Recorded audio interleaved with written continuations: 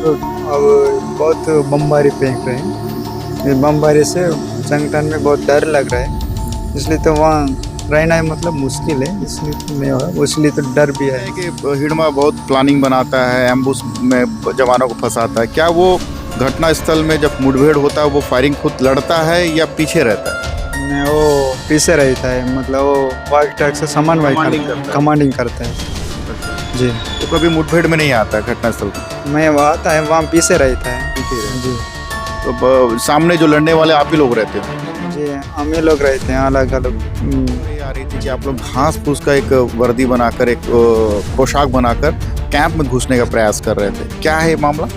वो घास और घास भी पहने थे वो कैंप क्लास के लिए, और ड्रोन वगैरह वो कैमरा से तो उससे बचना है करके वो पहने थे, और वर्दी जैसा वाला एक कपड़ा भी वो कैंप क्लास के लिए ऐसा रखे थे। हाँ, उसे ड्रोन के लिए बचना है करके वो। ड्रोन से बचने के लिए। जी। बस्तर के अलग अलग जिलों में बीते एक साल से माओवादियों के खिलाफ एक बड़ी रणनीति तैयार कर ऑपरेशन चलाए जा रहे हैं, जिसमें बड़ी संख्या में माओवादी मारे जा रहे हैं। डीवीसीएम रैंक के माओवादी भी मारे गए हैं। अब तक 200 से ज़्यादा माओवादियों को मार गिराने का पुलिस दावा कर रही है। इसी कड़ी में बस्तर के अलग अलग इलाकों से अब समर्पण की खबरें भी लगातार आ रही हैं और बड़ी संख्या में नक्सली सरेंडर करने के लिए पुलिस के सामने पहुंच रहे हैं।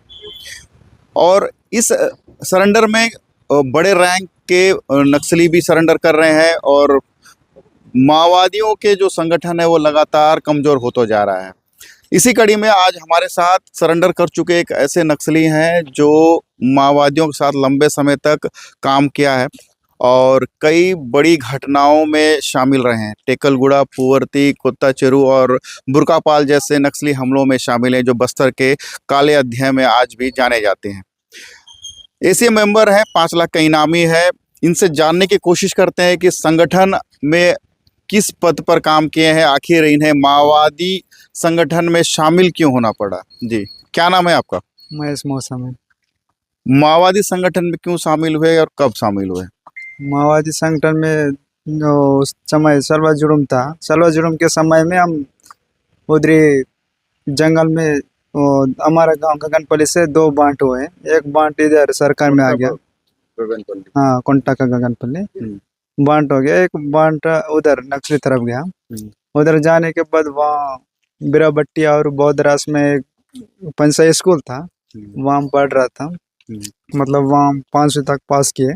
5वीं पास होने के बाद वहाँ 2012 नवंबर में मेरे को कोंटा इंचार्ज था केसा ने संगठन में भर्ती करवाया।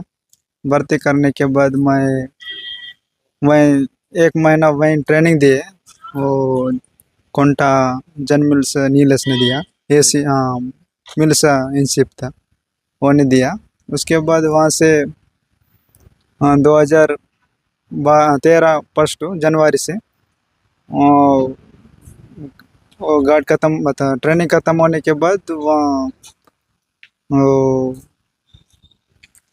डिवीजन कमांडेंटशिप राजेश था, उसी को गार्ड गनमैन के लिए मेरे को भेजा। 2013 से लेकर 2017 तक गनमैन थे, गन में रहकर काम किए थे। 2017 तक काम किए। 2018 से और डिवीजन कम्युनिकेशन कमांडर जिम्मेदार दिए। उस समय मेरे को पीएम थे। उसके बाद 2019 में एसी प्रमोशन देने के बाद मैं डिवीजन डिवीजन कम्युनिकेशन कमांडर वहीं बनाया। बनाने के बाद वहीं कार्य कर रहा था। जी। तो इतने साल नक्सली संगठन में काम करने के बाद अचानक सरेंडर क्यों कर रहे हैं? अचानक अभी वहाँ अंदर और कोंडापल्ली और वो गोला बोलते हैं, उसे कैंप बहुत बिठा रहे हैं। मतलब वहाँ जगह, रहने का जगह उतना नहीं है और बहुत परेशानी है। इस वजह से मैं यहाँ नहीं हो पाएगा, कैसे भी जाके सिलेंडर करने से ठीक रहेगा करके ऐसा सोच के हम बग के आए संगठन में। और अब बहुत बमबारी फेंक रहे हैं। ये बमबारी से संगठन में बहुत डर लग रहा है, इसलिए तो वहाँ रहना है मतलब मुश्किल है, इसलिए तो नहीं हुआ, इसलिए तो डर भी है।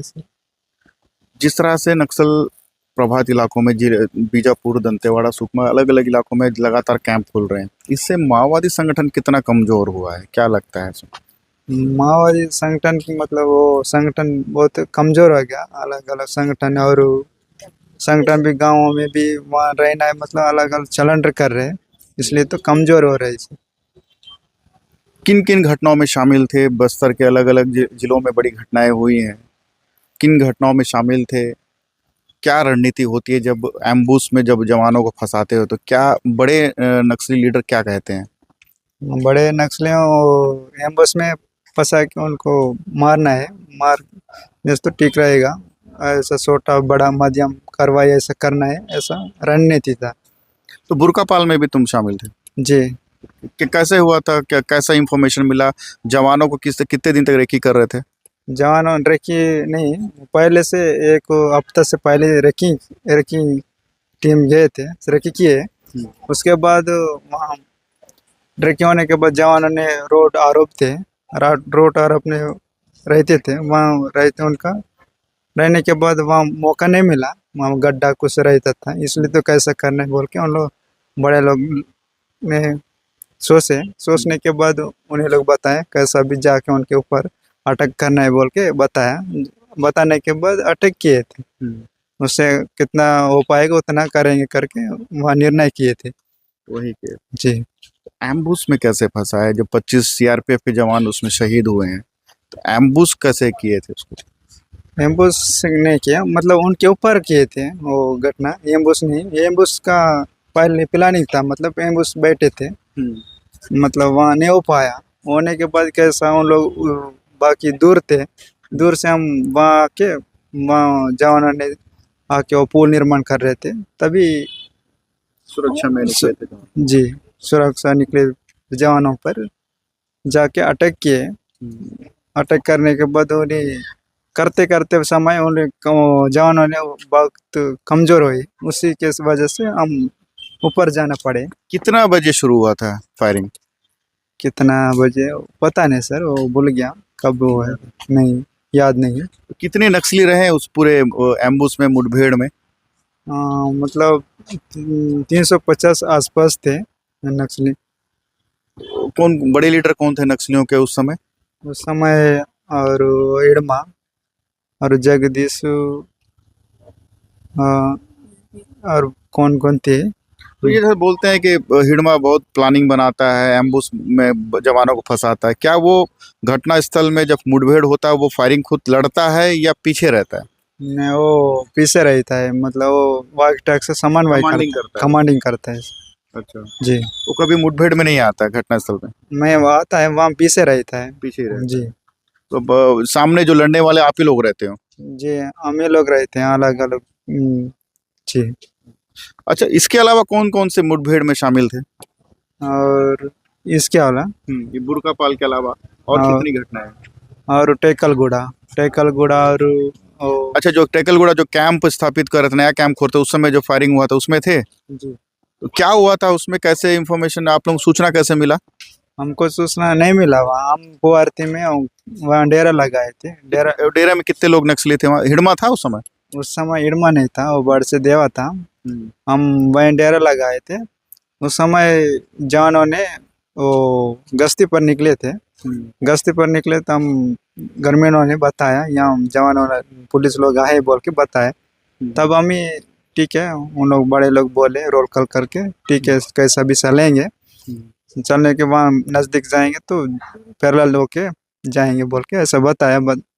हम गए, जाने के बाद वहाँ जवानों ने दिखे, वहाँ पहाड़ी छोटी पहाड़ी है, पहाड़ी के ऊपर वहाँ दिख रहे थे, तब हम जाके फायरिंग किए।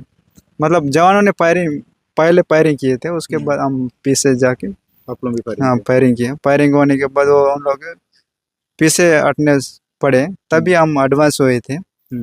हटने के एडवांस होने के बाद फिर ऑल ट्रेन स्ट्राइक वाला गाड़ी है, उससे वो जवानों ने बहुत फायरिंग किए, उस वजह से फायरिंग होने के बाद काफ़ी दबाव पड़ने के बाद हम पीछे हटने पड़े। पीछे हटे। जी। कितने नक्सली इकट्ठा हुए थे उस समय? उस समय 150 थी सर। 150 के आसपास। तो पूरे बड़े लीडर थे उसमें? बड़े लीडर ये बड़ से एक देवा। बड़े हथियार के साथ थे? जी। AK-47। जी। टेकलगुड़ा में इस साल के जनवरी के अंतिम माह के अंतिम दिनों में टेकलगुड़ा में एक कैंप खोला गया था, जिसमें माओवादियों ने एक बड़ा एम्बुश लगाने का प्रयास किया था। हालांकि उसमें प्रयास नहीं हो पाया, लेकिन 3 सीआरपीएफ के जवान शहीद हो गए इस मुठभेड़ में।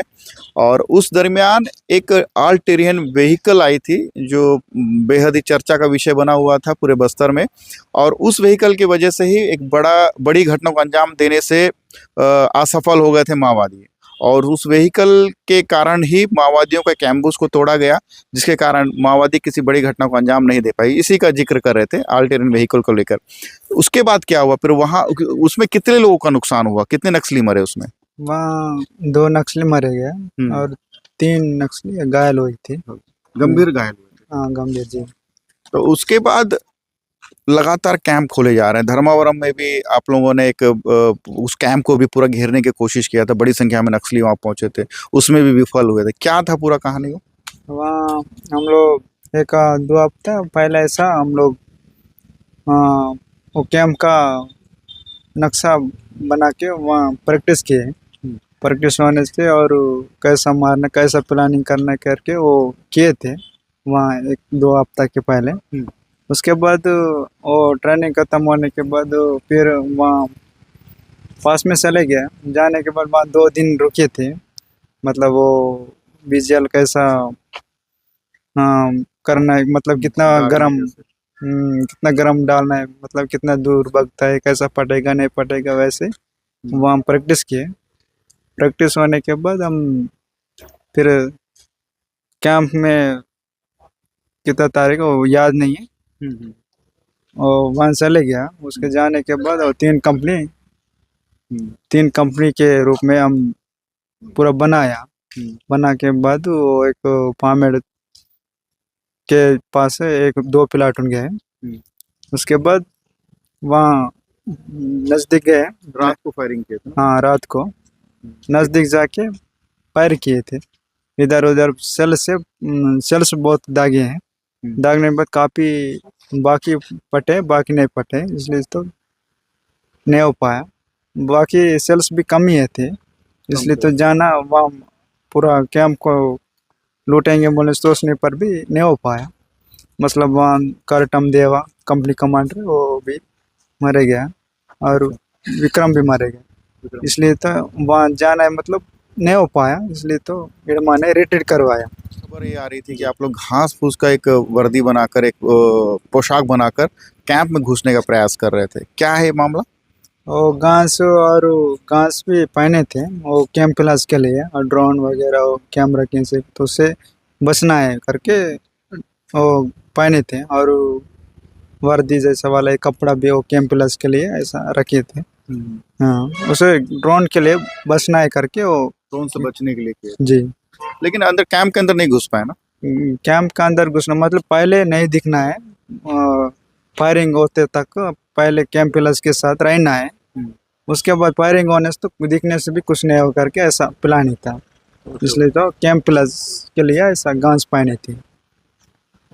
कितने बड़े नक्सली, मतलब किन किन लोगों से आप काम कर चुके हो इतने सालों में? क्या हिडमा और केसा तो आप बता ही रहे हो, और कौन कौन बड़े जो लीडर हैं जिनके साथ आप काम किए हो? मैं मूसा एरा के साथ मैं काम किया था, उससे और विजा और यमला विजा, उससे साथ मैं ज़्यादा सर उनके साथ काम किया, हिडमा के साथ भी। अच्छा, बार बार ये बात आती है कि हिडमा बहुत बीमार पड़ा हुआ है, तो क्या है इसकी मतलब वस्तु स्थिति क्या है, सही जानकारी क्या है? क्या वाकई बीमार पड़ा है वो? जी, वो हिडमा बीमारी नहीं है, वो ठीक है सर, वो उतना बीमारी नहीं है, सब बात से है जी। तो हिडमा के बाद देवा को दिए मिलिट्री कमांडर का कमान, उसके बाद अभी केसा को देने की बात कर रहे थे। अभी क्या देवा ही है या कोई और बदल गया?